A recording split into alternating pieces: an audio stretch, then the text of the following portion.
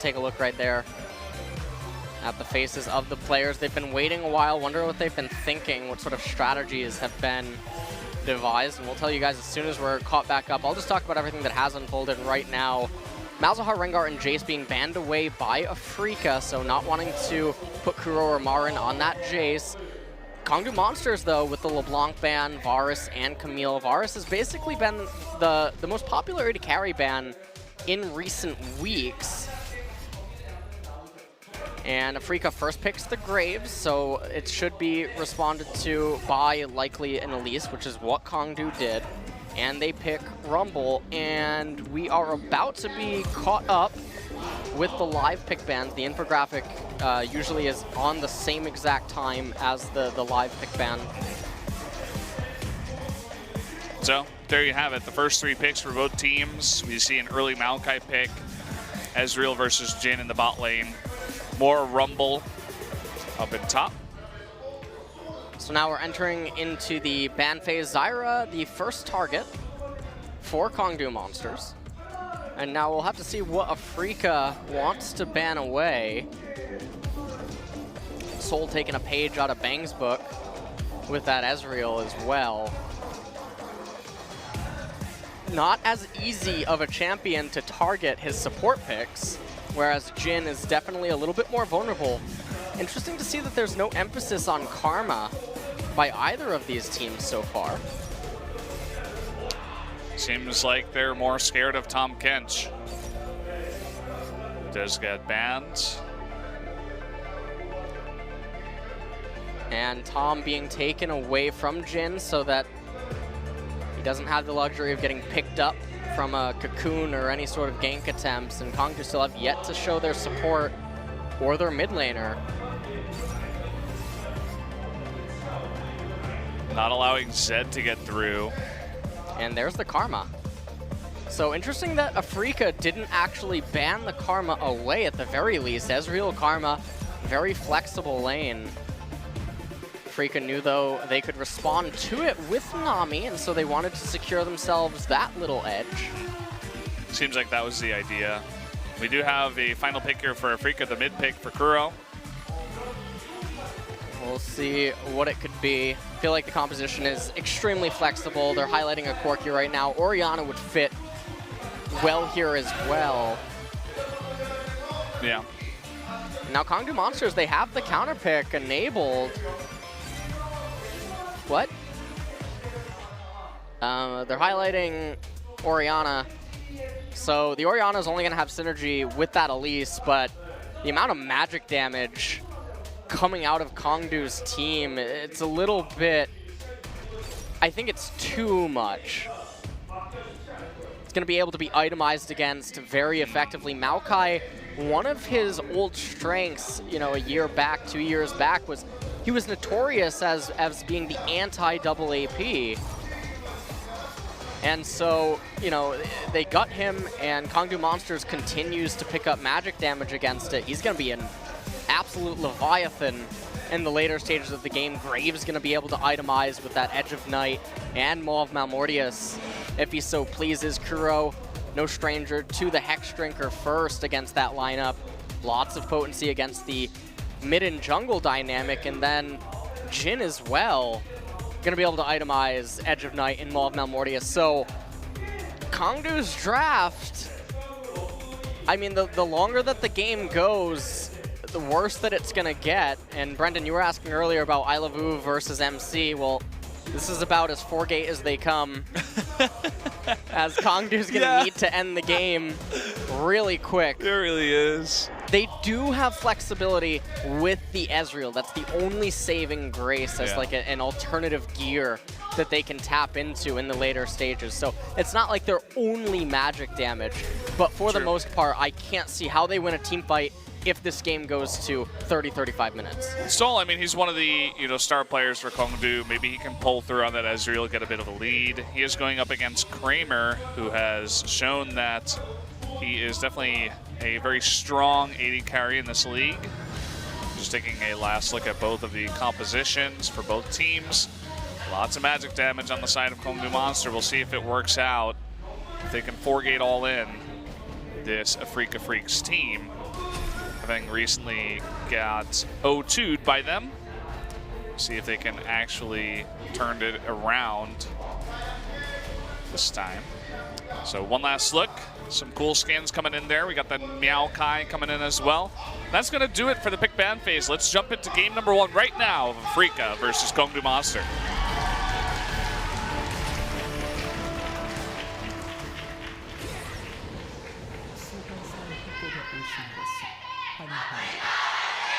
Wow.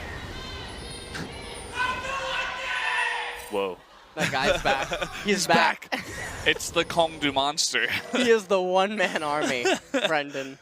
Oh, man. He's what their team is he based needs off an of. interview. I need to interview that I know. guy. Why didn't we interview him I'm instead going of to the other interview guys? him.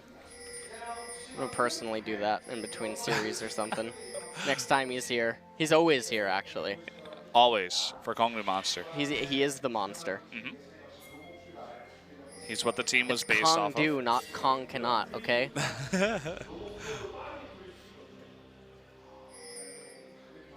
All right. Here comes the saplings to help leash for Mowgli. He's just setting that up.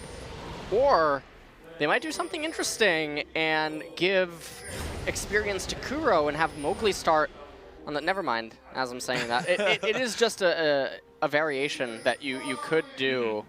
Would give Corki the level 2 spike in mid, let Kuro establish some sort of lane dominance.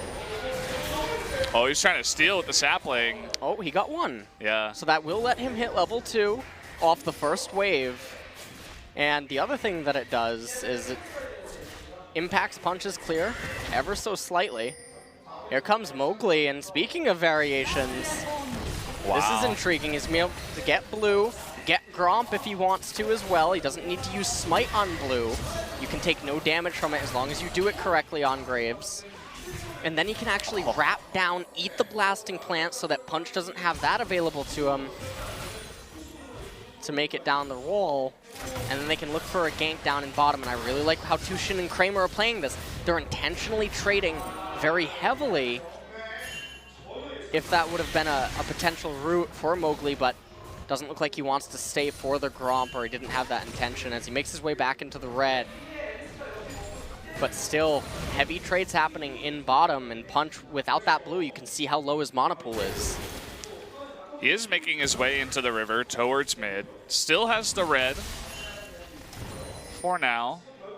Let's see what direction he comes from. Okay, there's no wards that actually spotted him. And even a question mark there as he wards the red of Graves, saying, okay, no red, he has taken it. And he's just going to go back to farming his own jungle. Roach now coming down. He's trying to get some intel for his team. Spots out the blue. Being taken. Edge and Kuro. Oh, boy. That's real Kuro close. has to be really careful. Gonna be forced to recall. It's at 18 CS right now, but Edge ends up coming out ahead in the lane, at least in terms of experience and gold. Edge did use his Ghost. Yeah, so that's one small thing that he gets away from Edge. Edge definitely going to be in a good spot, though. Scuttle Crab taken here by Punch. Still doesn't have blue, still low on mana. And he's just going to use the Scrying Plant and back off. Still more and more trading down here in bot. See that Soul is pretty consistent with his Qs. As I begin to say that, he misses one.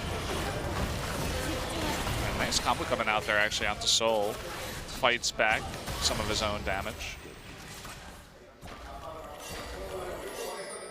Gugur, though, out of mana, and now Mowgli making his way down to the bottom half of the map. You can see that the junglers basically at the same point in their clears, but remember, Mowgli got the blue away from Punch, has the level lead, and his path is superior because you can see that Mowgli can transition into the bottom half of the map and then into counter jungling Punch because of the respawn on Punch's Gromp and Wolves, which he can make an assumption on. Oh, that's really bad for Kongdu. That 200 IQ read. Punch is coming in here. There is a ward. They're looking to dive Marin up in top. He will be spotted, but it might be too late as Punch uses that blasting plant. Gonna come on in, get the tower aggro, misses the cocoon, gets twisted, advanced upon, and look at a bunch of damage going on to Roach here as they do fail the tower dive. Yeah, that tower dive was sort of looked like an American Idol audition. Did not go very well, but this one looks like it. Never mind, that one's an American Idol audition as well. Thinking emoji. Tushin showing us a little bit of Kelly Clarkson in the bottom lane, actually hitting the stuff. Yeah. Here comes Mowgli. Soul is very low, but Mowgli doesn't look to be diving anytime soon as the bot lane just moves back. He's going to take the Gromp. Just looking for some counter jungling. You know, knows that his bottom has given him the safety to be able to do this. Everyone's just missing everything today. Kuro with the fast instincts. He anticipated that, managed to Valkyrie out. Mowgli's almost level 6, by the way. So he's going to come into mid here. He's going to realize that, hey, I'm on top of a control ward. Cougar with a nicely timed the ward there, just to make sure that he doesn't come in behind Orianna.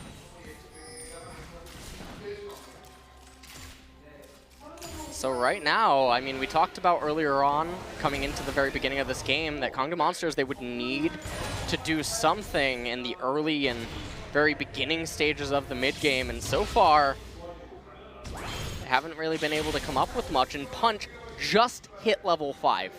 He is almost a level and a half behind Mowgli. And Mowgli's just been speed clearing after all that. He went for, one attempt on Orianna, that was about it. And it shows that he's reading the matchups of the lanes much better than Punch, but also his laners aren't doing him any justice. If you see how they're choosing to play the lane, look at top lane. Roach constantly shoving in Marin. You're not going to gank Marin with Rumble and Elise. Not at this point in the game anymore. You lost your chance. Edge keeps shoving in Kuro. Sure, he has a CS advantage. Elise can't get anything. So Mowgli is reading this and assessing everything correctly, and he continuously just power farms and gets leads that way.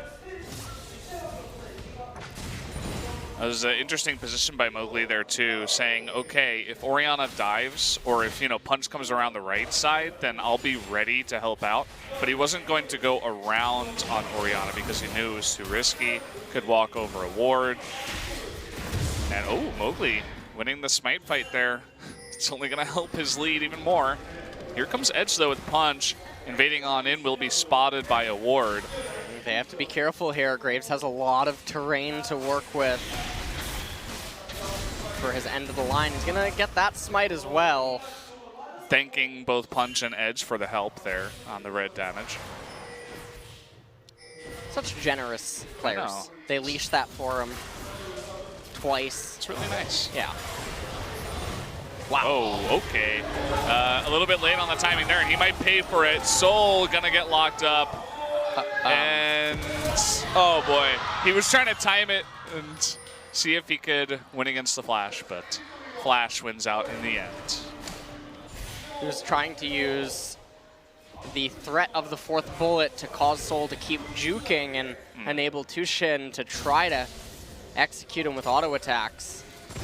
But eventually had to pull the trigger.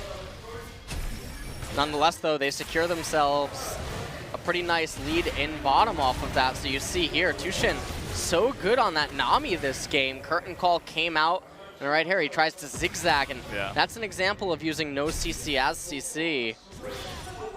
The threat of the crowd control acts as crowd control, or in this regard, the threat of the Jin Bullet acts as a CC. Now Tushin. You can see both Cougar and Soul are level 6. Tushin is level 5, whereas Kramer's level 7. So right now, I don't believe...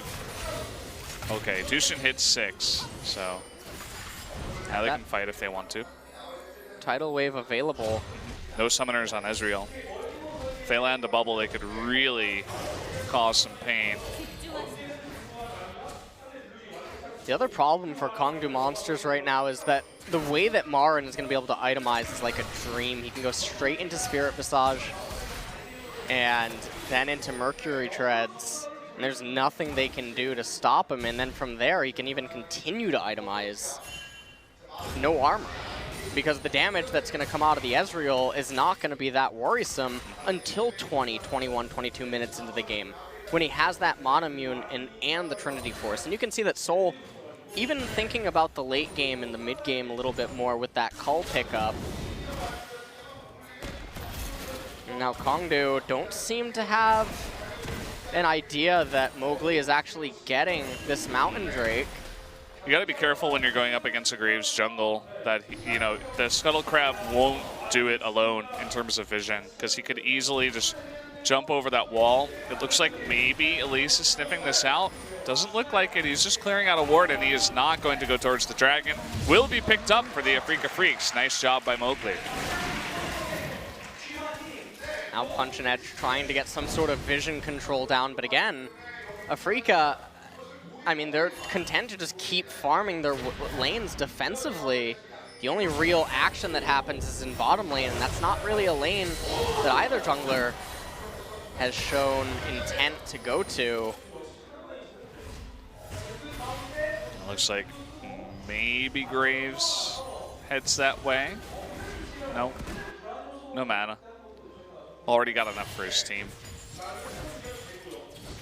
There's not that much vision, although that one ward did spot Elise go into her jungle, so they know that they're safe for now. Stick here. No threat of a dive.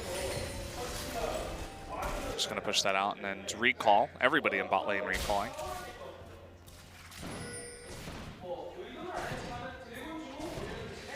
Clearing out vision. I also really like how, again, Afrika reading this properly, all of their wards, you'll notice, are for the most part defensive in nature. They want to know, when is Punch coming into our jungle? Where is Punch around river? Because as long as they can do that, it enables Mowgli to continue just power farming. And this is what I was talking about in regards to Kongdu. They don't seem to be on the same page. There's no direction. They seem to be doing things as separate minds, as if there's no communication that's really happening. Oh. Thought we were about to see a fight break out.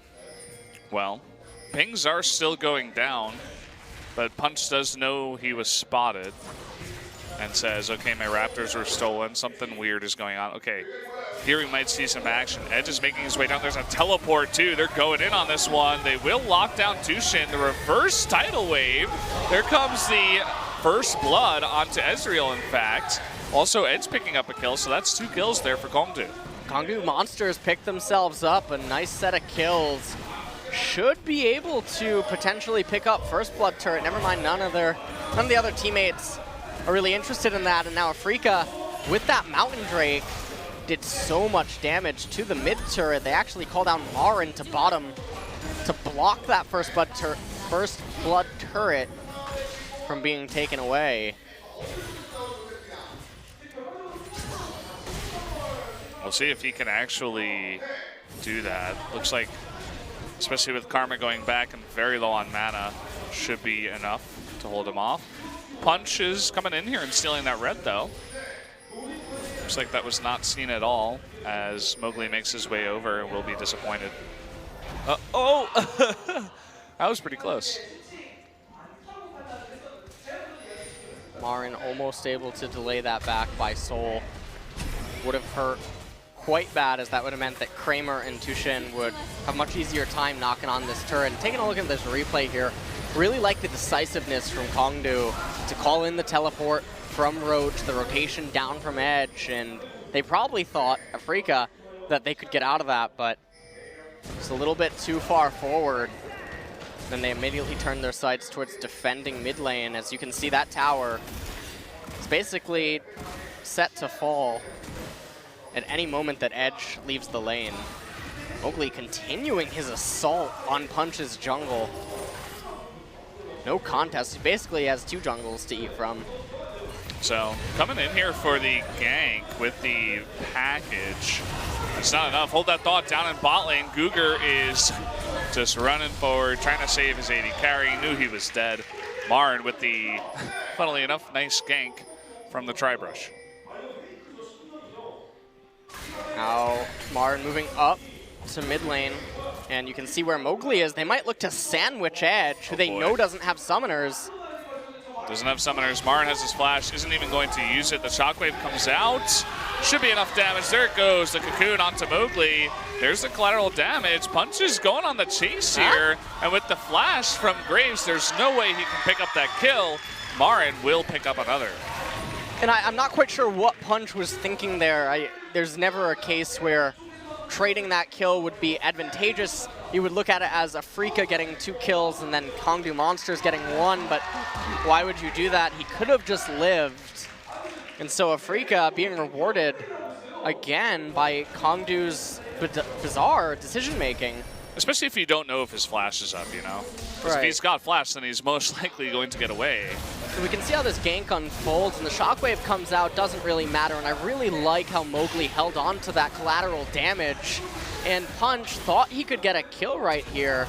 The quick draw came out at the last second, but even if Mowgli goes down, it doesn't matter, because Punch is always going to be dying there.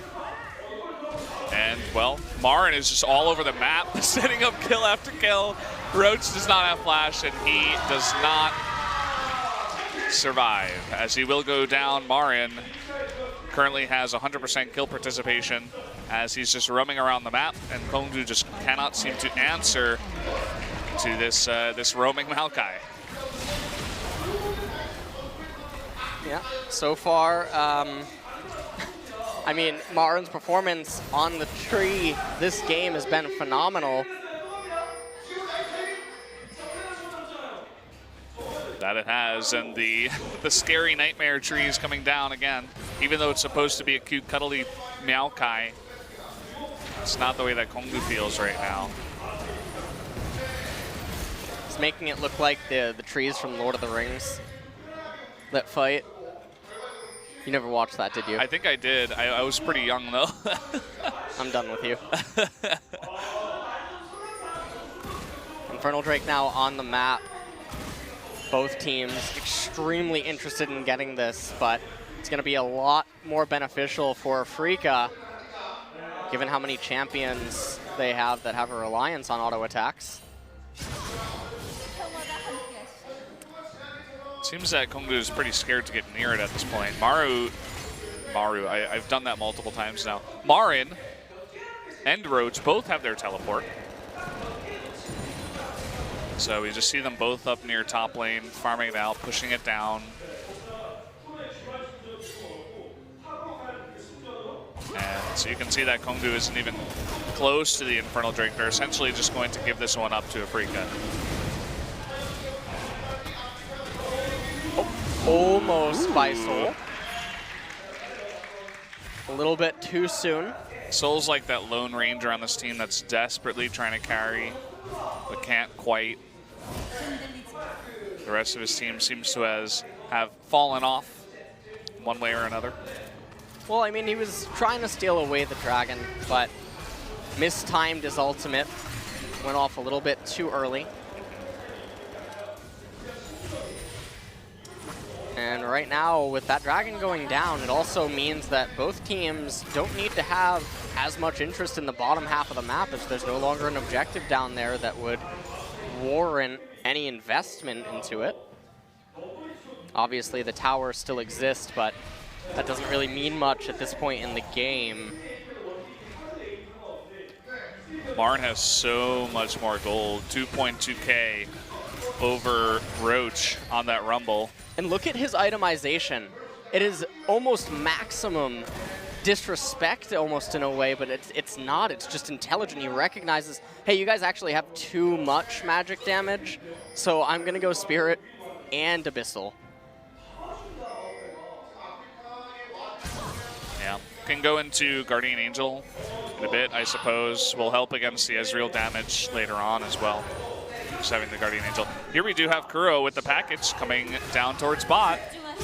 Now, everybody for Kongdu Monster has their summoners. We'll see if Afrika can actually land this kill. It seems like they're not going to go for it, as they have been spotted out, even though Mowgli does make his way down. Roach was actually able to take that red. Martin's really mad about it. It's an angry Maokai. He wants to go on in. The equalizer coming down. He's standing on top of it. He doesn't care. He goes in, and that's going to be a kill. 4-0-1 is Marin. That has to be one of the scariest feelings in the world when a champion stands on top of your equalizer. It didn't even look like it was doing damage. That was the funny thing, too. Here comes the curtain call. Jumping on in. Kuro is Valkyrieing forward.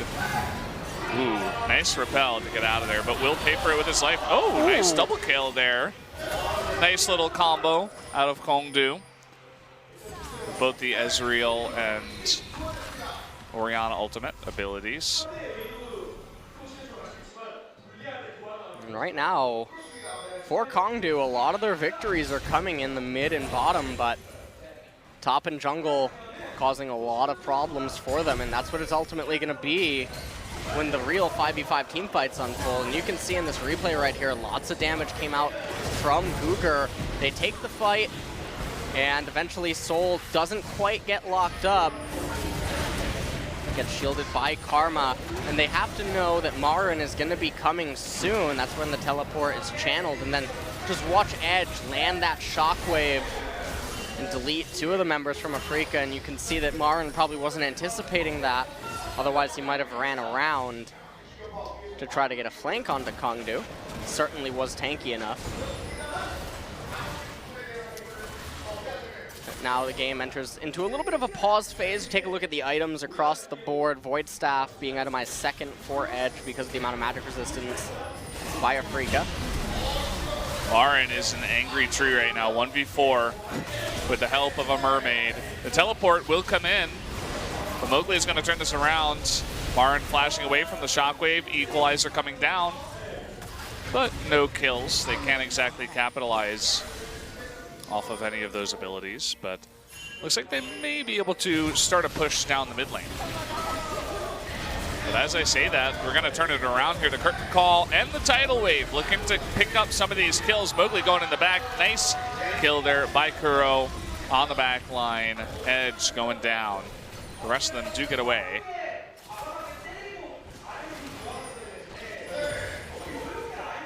Looks like Afrika clearing out vision around Baron now.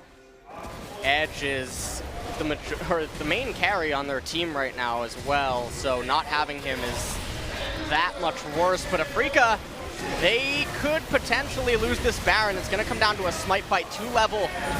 They're going to burst down punch before he can get in there and go for the smite. Ezreal does take out the Graves, but Kuro will eventually take out Rumble on the back of that. Oh, and Soul, he wants more. As I said before, desperately trying to carry his team, trying to do whatever he can, but it won't be enough. Now with the Baron and no real threats remaining, you see Kuro actually comes up. He doesn't know, though, that Soul didn't recall. Oh, he's going to Valkyrie away. Not sure if he gets away from this one. Has to turn around. Is going to go down. Nice job by Soul. A bit of a mistake there from Kuro as well.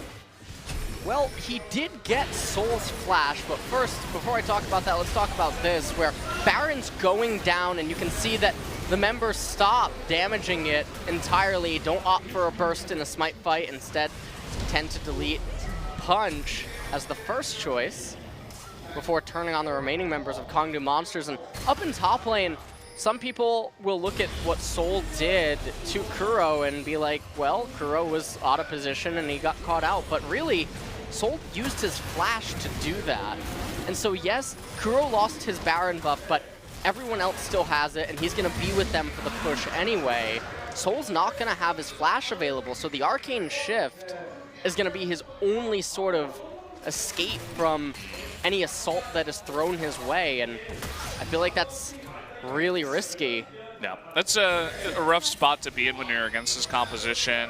You can't dodge the bubbles and the tidal wave and the twisted advance and the collateral damage and the quirky missiles. Like, you can't dodge everything with one arcane shift in a long drawn out fight. So he's got to have some perfect positioning here for the next 4 or so minutes, 3 minutes perhaps. Martin coming up top is going to push that in.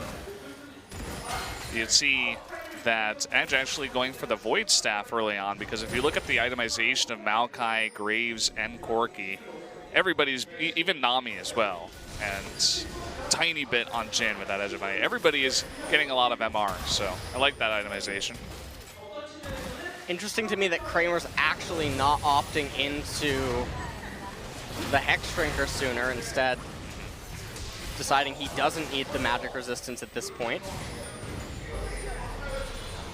Righteous Glory picked up for Marin, and he's just holding that Glacial Shroud for a little bit of mana, and the cooldown reduction doesn't, again, quite need that much armor, although Ezreal has almost hit his 3 items.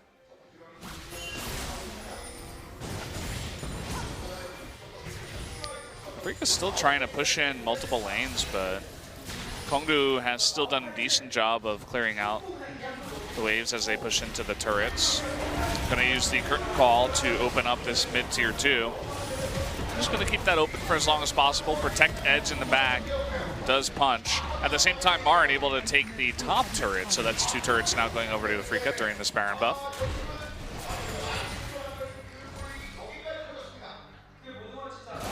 Baron probably going to be needed one more time if Afrika wants to find their way into Kongdu's base. We are only 27 minutes into the game right now. We'll see what Mowgli ends up picking up as his next item that he's recalling. Should be the Edge Knight, and it is. The pickaxe is picked up, so there's that multiple magic resistance stack. Eventually, I mean, Mowgli and Marin both could probably just go Guardian Angel as the next item. Marin doesn't even need to complete that Glacial Shroud into Iceborne Gauntlet or Frozen Heart. Could just use the armor from the Guardian Angel, because it doesn't really need the passive of either of those 2 armor items. But the GA would definitely open up the possibility to flash engage even underneath turrets, and it would make him that much more difficult to kill, because it's not just about the resurrection, it's also that he's going to resurrect and then even keep healing. Yeah. So the push continues. We talked about some Drake RNG today, especially in the SKT KT matchup. Well, Afrika's gotten pretty lucky with theirs. The 1 Mountain Drake, the double Infernal. The next one is going to be an Ocean Drake, but you can't win them all. So only a 2.5k gold difference in the Baron buff. And it will spawn at a time that will guarantee that the next dragon will be Elder. And Kongdu, if you're looking at it from their perspective, they want to possibly just go for an all-in fight once Soul has that Blade of the Ruin King, Edge has his Death Cap, and then Roach gets his Void Staff, because that's going to be the closest that they're ever going to be to Afrika. Fourth shot hits Soul. They do a lot of damage to that turret too. Meanwhile, Roach just cannot stand up to the push of Maokai. They finally take out that turret as a group, so that's the 3rd tier 2 turret that goes down. Dragon coming up now in a minute and a half. Baron in about 1 minute.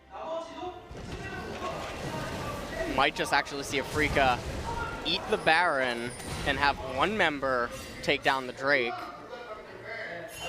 They are certainly in a position where they would be able to separate like that, assuming that they manipulate the lanes properly before doing so and have the proper vision coverage. Yeah, the world is their oyster, essentially, as Kongdu still struggles to execute from ahead or behind in many different situations. The Abyssal Scepter Maokai has been another thorn in their side for this series. And we do have the Baron spawning in about 20 seconds. You can tell that Kongdu is attempting to get down some vision. Try to come in here. Spot when Afrika is doing that. See, actually, Marin waiting in the wings near that push. of the minions in the bot lane. Even Kramer going down there perhaps to help and set up a kill. Here we go, the Righteous Glory coming on in, the immediate flash, the response flash. Deadly Flourish will miss onto Roach as he uses Zhonya's. There is the ultimate coming out, but it's not going to be enough. Marin just does not take magical damage right now. Opening up that curtain call. The fourth shot will also hit Edge. So fighting the 5v4 as Afrika begins to push into the base, not even getting that Baron. Afrika looking to perhaps get an inhibitor before they do a Baron dance. Then they have even more options available. Well, I think we know who the MVP of this game is going to be. Marin essentially carrying the team on his back with this Maokai as Kongdu has no answer, essentially. Coming in now onto Edge in the back, and the combination of him with the Deadly Flourish of Jhin is just crazy amounts of damage. Flashing the damage of Orianna is Kramer, critting him down, getting the kill. Now they're in the base. Marin is on top of the Nexus. Does not care about anything right now. Gets another twisted advance. What is going on in this game? They're not even going to go for Baron. They're like, we've had enough. We want out. We want to make the last subway train. That's what we're talking about. As Afrika looks to end this game in about 30 minutes. No hope for Kongdu as Roach gets caught out as well. Punch coming on in here. Trying to make a stand, wants to burst down for one kill. Will pay for it with his life. Can he actually get the kill? No. As Kuro gets the ace and Afrika picks up game one. That was an extremely